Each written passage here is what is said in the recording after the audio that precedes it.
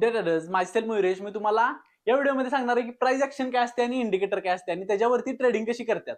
आता प्रत्येकाचा टाईप वेगवेगळा असतो ट्रेडिंग करण्याचा, ठीक आहे. काही जण चॅट पॅटर्न वर करतात, काही जण ट्रेंड लाईन, देन परत काही जण इंडिकेटर वापरतात. तर ते कशामध्ये येतात आणि तुम्ही कशामध्ये येता हे या व्हिडिओमध्ये मी तुम्हाला सांगणार आहे. तर प्राइस ऍक्शन ट्रेड करत असाल तुम्ही, तर आता काय असते बघा प्राइस ऍक्शन मध्ये.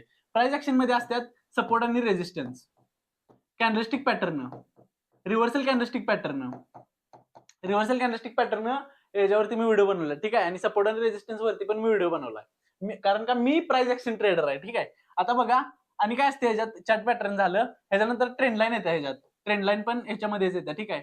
आणि ओव्हरऑल ट्रेंड, आता ट्रेंड कुठले कुठले असतात, अप ट्रेंड, डाऊन ट्रेंड आणि साइडवेज, ठीक आहे. हे जे ट्रेंडची सायकोलॉजी चालते ती पण प्राइस वरती चालते, ठीक आहे. आणि त्याच्यामुळेच हे जे पॉईंट येतात ते सगळे प्राइस ऍक्शन मध्ये येतात. आता हे एवढे पॉईंट वाटल्यात, पण जर परफेक्ट केला असा तर तुम्ही एक ट्रेडिंग मध्ये चांगला आउटकम काढू शकताय, ठीक आहे. आता इंडिकेटर बेस्ड ट्रेडिंग काय असते बघा, इंडिकेटरची नावं मला माहिती आहेत. आणि ह्याच्यामध्ये प्राइस ऍक्शन मध्ये एक राहिलं की व्हॉल्यूम पण येते. व्हॉल्यूम, जी प्राइसचा व्हॉल्यूम असते ना, किती किती त्याचा नंबर येत असतो, त्याला ते पण प्राइस ऍक्शन मध्ये मोडते, ठीक आहे. आता इंडिकेटर मध्ये सांगतो तुम्हाला, इंडिकेटर मध्ये लाईन असतात, ईएमए, एसएमए, एमएसीडी, बरं तुम्हाला सांगतो आरएसआय, रिलेटिव्ह स्ट्रेंथ इंडेक्स, की स्ट्रेंथ काय आहे त्याची.